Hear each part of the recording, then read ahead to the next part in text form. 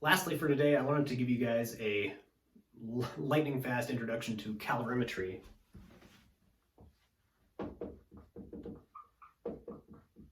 Which is really the measurement of how heat flow in and out of an object can change its temperature.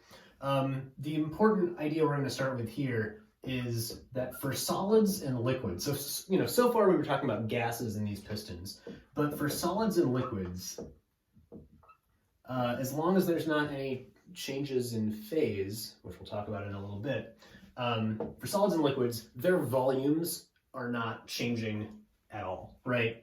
If I heat up a piece of iron by holding it over a flame or something, yes, it gets ever so slightly bigger, but this is very nearly zero. I actually wrote it with an approximately equal sign in my notes. I just didn't write it on the board. So our change in volume is very nearly zero, which means that if we do have any work associated with whatever process we're doing to these solids or liquids, this mechanical work also is going to be zero.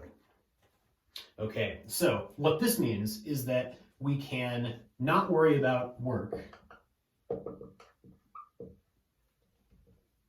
can ignore W for now, and just look at what happens with heat in and out of solids or liquids. So for solids or liquids, adding heat to them, we have the following equation. Q equals mc delta T. So Q is again the heat into our system. It could be the heat out if Q is a negative number. M is the mass of a substance. Delta T is our change in temperature. And C is the specific heat, or the specific heat capacity with units of joules per kilogram Kelvin. So specific heats are material properties, meaning that this is something we would look up in a book for a particular material. So see, oh, the specific heat of iron is 450 joules per kilogram Kelvin. The specific heat of water is something else, 4,000-ish. So if we know a change in temperature, we can figure out how much energy must have flowed in or out of that, or vice versa. If we know how much energy we're putting in or taking out of the system, we can figure out what its change in temperature is. There is also a molar version of this equation. That is Q equals N C delta T. So here N is number of moles and C is a molar heat capacity. So this is joules per mole Kelvin. And you can use that if you want, but we'll mostly be using this, this mass version in this class. All right.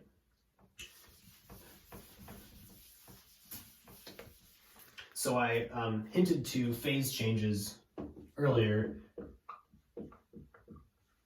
We know from chemistry or physical science class, if we have a substance, it can change phase, right? So at a particular temperature and or pressure, a piece of material, let's stick with iron, I guess, a piece of iron might be solid. If we increase its temperature enough, it can turn into a liquid, right? That's a phase change. We're changing the phase of matter from solid to liquid.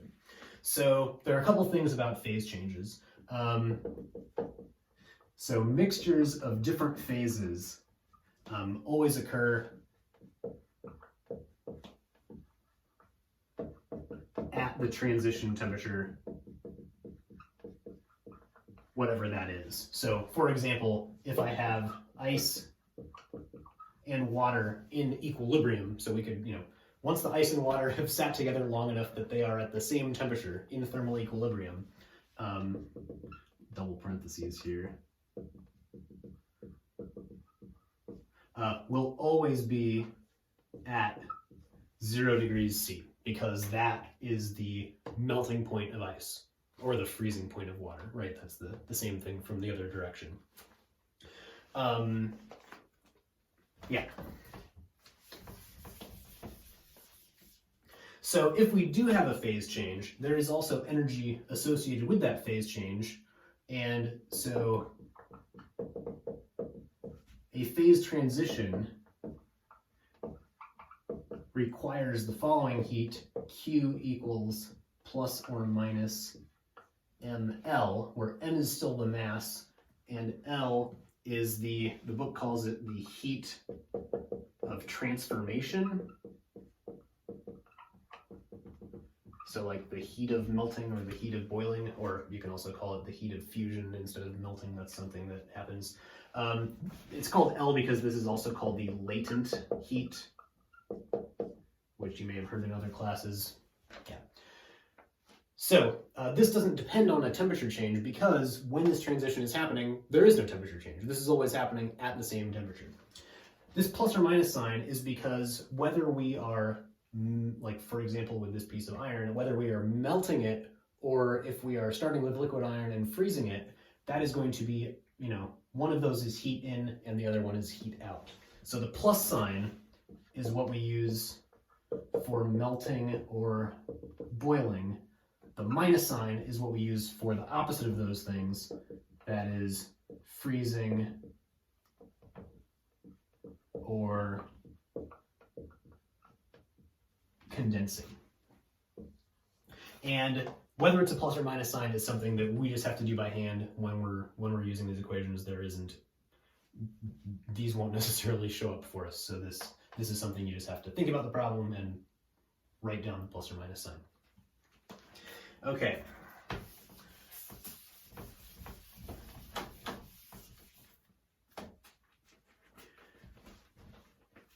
The interesting thing here is what happens when heat moves between two systems. So if we have a hot piece of iron and we put it in room temperature water, for example, what is the equilibrium temperature, right? The iron is going to cool down, the water is going to heat up. Where do they, what temperature do they end up at if we wait a long time? So we can look at this kind of as a diagram. So we have some system 1, and we have some system 2. And these two systems we put together, but we insulate them from everything else, right?